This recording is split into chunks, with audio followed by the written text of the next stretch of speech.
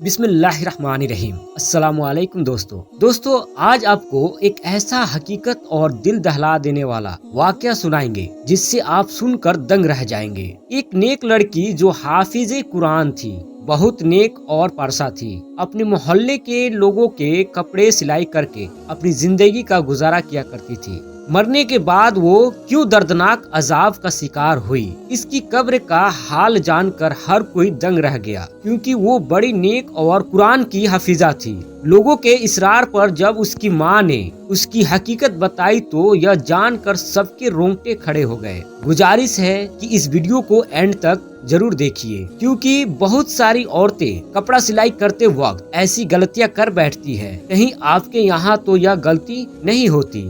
آج کی کہانی بڑی سبق آموز ہے ان عورتوں اور آدمیوں کے لیے جو سلائی جیسا کام کرتے ہیں، کیونکہ انجانے میں وہ ایسا گناہ کر جاتے ہیں جس کی وجہ سے انہیں بہت سخت عذاب کا سامنا کرنا پڑ سکتا ہے۔ خاص کر وہ لڑکیاں جو اپنی خوشی کے لیے چھوٹے چھوٹے کپڑے پہنتے ہیں۔ خدارا چھوٹے کپڑے پہننا چھوڑ دیں، کیونکہ عورت پردے کا نام ہے۔ عورت کے لیے پردہ لازم و فرض ہے۔ تو دوستو چلیے ویڈیو کو شروع کرتے ہیں۔ کسی شہر کے دور دراز علاقے میں فاطمہ نام کی لڑکی اپنی ماں کے ساتھ رہتی تھی۔ اس کا باپ کا انتقال بہت پہلے ہی ہو چکا تھا۔ فاطمہ کی ماں نے فاطمہ کو قرآن پاک حفظہ اور اسکول کی فیض بھی دلائی اور ساتھ ہی ساتھ سلائی بھی سکھائی تھی، تاکہ وہ لوگوں کے کپڑے وغیرہ سلائی کر کے زیادہ کچھ نہیں تو گھر کا خرچہ ہی چلا سکے، یعنی ان ماں بیٹی کی دو وقت کی رزق کا انتظام ہو سکے۔ فاطمہ بہت ہی نیک لڑکی تھی، اس کے کچھ اصول تھے جس سے وہ کبھی پیچھے نہیں ہوتی تھی۔ ابھی بھی کئی دیر سے اس کے پاس دو عورتیں بیٹھی ہوئی تھی اور بار بار کپڑے سلائی کا اصرار کیے جا رہی تھی، لیکن فاطمہ نے دو ٹوک الفاظوں میں انہیں جواب دے دیا کہ وہ ان کے کپڑے نہیں سل سکتی۔ وہ عورتیں فاطمہ سے منتیں کرنے لگی کہ دیکھو فاطمہ، انکار نہ کرو، تم سب کے کپڑے سلائی کرتی ہو اور بہت اچھے کرتی ہو، ہمارے بھی سل دو، بہت مہنگے کپڑے خریدے ہیں، ہم کسی ایسے درجی کو دے کر کپڑے خراب نہیں کرنا چاہتے، تم تو جانتی ہو کہ تمام گلی محلے کی عورتیں تم سے ہی کپڑے سلواتی ہے، تم کم دام میں بہت اچھی سلائی کر دیتی ہو اور کپڑے پہننے میں بھی بہت اچھے لگتے ہیں۔ لیکن فاطمہ بولی کہ جس طرح کے تم کپڑے کہہ رہی ہو اس طرح کے کپڑے میں نہیں سل سکتی، ان کپڑوں میں پورے با نظر آئیں گے، سلوار کا ڈیزائن بھی ایسا ہوگا کہ پنجیوں سے اوپر پاؤں دکھیں گے، توبہ توبہ، میں ایسے کپڑے کیسے سل سکتی ہوں۔ فاطمہ نے یہ بول کر صاف صاف انکار کر دیتی ہے تو وہ عورتیں کہنے لگی کہ ہم تمہیں 500 سلائی دینے کے بجائے 1000 جوڑے کی سلائی دیں گے، ہمیں تمہارے ہاتھ کے سلے ہی کپڑے پسند ہے، تم بہت ہی حفاظت اور صفائی سے کام کرتی ہو۔ فاطمہ کھڑی ہوئی اور کہنے لگی کہ نہیں باجی، میں سلائی نہیں کروں گی، اور پھر وہ اپنے کچن خانے کی طرف چلی گئی۔ فاطمہ کی ماں نے بڑی شرمندگی کے ساتھ ان دونوں عورتوں سے معذرہ کی اور کہنے لگی کہ میری بیٹی تھوڑی پردے دار ہے، اس لیے وہ اس طرح کے کپڑے نہیں سلتی۔ دونوں عورتوں کے جانے کے بعد فاطمہ کی ماں نے فاطمہ سے کہا، بیٹی کیوں تم آتی ہوئی روزی کو دھکا دیتی ہو، آخر کپڑے کی سلائی کیوں نہیں کرنا چاہتی تھی، کوئی 4 پیسے آ جاتے تو۔ فاطمہ بولی، امی جان، ایسے بے حیائی کپڑے میں کیسے سل کر دے سکتی ہوں۔ اتنا کہہ کر فاطمہ دوپٹہ سنبھالتے ہوئے وضو کرنے چلی گئی۔ اس کی اماں بھی خاموش ہو گئی، وہ جب بھی فاطمہ ماں سے بات کرتی تو اسی طرح کے جواب دیتی تھی۔ انہیں اپنی بیٹی سے بہت زیادہ محبت تھی۔ اس کی ماں دوسروں کے یہاں کام کر کے آتی اور بیٹی گھر میں ہی محنت کیا کرتی۔ ایسے کرتے کرتے فاطمہ نے دہیج کا پورا سامان بنا لیا۔ پھر فاطمہ کی ماں نے اچھا لڑکا دیکھ کر اس کی شادی کر دی۔ ایک دن اچانک خدا کا کرنا ایسا ہوا کہ ان کے گھر میں زلزلہ سا آ گیا۔ کچھ یوں فاطمہ کا پیر سیڑھیوں سے پھسلا اور وہ پہلی سیڑھی سے گرتے ہوئے آخری سیڑھی تک آ گئی۔ اس کے سر سے کافی خون بہہ چکا تھا۔ فاطمہ کی ماں یہ دیکھ کر رونے چلانے لگی۔ پورا محلہ ان کے گھر میں اکٹھا ہو گیا۔ جلدی سے فاطمہ کی شوہر کو خبر دی گئی۔ فاطمہ کے شوہر کو جب اس کی بیوی کی ایسی خبر ملی تو وہ جلدی سے آنن فانن میں اس نے اپنی دکان میں تالے لگائے، چابیاں جیب میں رکھی اور گھر آ گیا۔ डॉक्टर के पास ले जाते रास्ते में ही फातिमा दम तोड़ जाती है। फातिमा के शौहर को फातिमा के कुछ बातें बहुत याद आती थी। वो तड़प तड़प कर रो रहा था। माँ चीख चीख कर बेहाल हो चुकी थी। फातिमा की अचानक मौत पर हर कोई अफसोस करने लगा।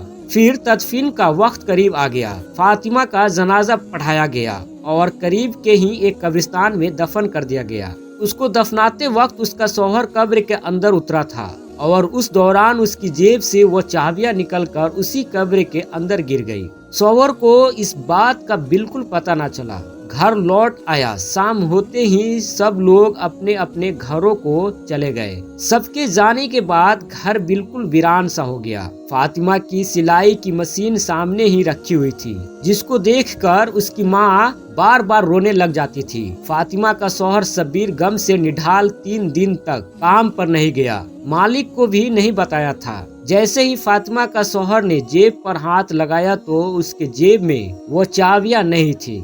वह सोच में पड़ गया कि आखिर चाबियां कहाँ चली गई। उसी वक्त साबिर के जहन में यह बात आई कि जब वो कब्र के अंदर उतरा था तो उस वक्त चाबियां कहीं कब्र के अंदर तो नहीं रह गई। अभी साबिर यही सोच रहा था कि इतने में मालिक का फोन आ गया। उसने कहा कि सुबह बंदे को काम पर लगाना है, मुझे चाबियां चाहिए। यह बात सुनकर साबिर का हलक सूख गया। वह यह भी ना कह सका कि चाबियां गुम हो गई है। उसने बस इतना ही कहा कि मैं चाबियां आपको सुबह पहुंचा दूंगा। अब उसने रात में चाबियां तलाश करनी थी। बहुत सोच विचार करने के बाद उसने कब्रिस्तान का रुख किया। रात का तकरीबन 1 बज रहा था और फातिमा का शौहर कब्रिस्तान की तरफ अपने कदम बढ़ा रहा था। उसका दिल घबराहट का शिकार था। इससे पहले वो कभी इतनी देर रात कब्रिस्तान में नहीं आया था। यह कब्रिस्तान गांव से कुछ दूर के फासले पर था, लेकिन उससे कुछ समझ में नहीं आ रहा था कि वह क्या करे। लेकिन यह भी मजबूरी थी। वह कीमती चाबियां थी और उसने अपनी लापरवाही से गुम कर दी थी। वह चाबियां को तलाश करते करते रात के 2 बजे कब्रिस्तान में पहुंच गया था, जहां हर तरफ मौत के एक अजीब सी वहशत थी। फातिमा के शौहर साबिर का दिल बैठने लगा था। शाम को ही जिसने अपनी बीवी को जिस कब्रिस्तान में दफन किया था वह उसके करीब तक पहुंच गया और फिर उसने पैरों की तरफ से खुदाई करना शुरू कर दी। उसका मकसद अपनी चाबियां हासिल करना था। अभी उसने थोड़ी ही हिस्सा खोदा था। जब उसने कब्र के अंदर मंजर देखा तो फातिमा के शौहर के होश उड़ गए। फातिमा के शौहर को खुद पर यकीन नहीं हो रहा था कि उसने जो देखा वो क्या सच में उसकी बीवी के साथ हो रहा था।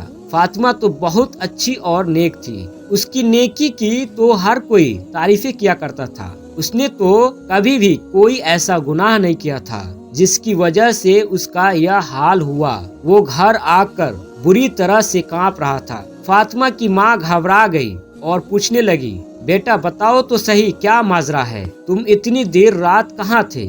साबिर ने बताया कि वो चाबियां की तलाश में कब्रिस्तान गया था, लेकिन जो मंजर उसने वहां देखा उसके बाद वो सारी जिंदगी शायद सुकून की सांस ना ले सके। फातिमा की माँ भी डर गई और कहने लगी, पहेलियां ना बुझाओ और साफ साफ बताओ। साबिर रोते हुए बताने लगा कि अम्मा, फातिमा जैसी नेक औरत पर ऐसा सख्त अजाब हो रहा था कि मैं आपको बता भी नहीं सकता। फातिमा के होठों पर एक आग जल रही थी और वो बुरी तरह चीख रही थी। थोड़ी देर के बाद आग बुझी और फिर भड़क उठी। उसके साथी ने बताया कि यह अजाबे इलाही है और सिर्फ उसके होठों को जला रहा है। साबिर रोते हुए कहने लगा कि अम्मा, समझ में नहीं आता कि उसके होठों पर आग क्यों लगी हुई थी।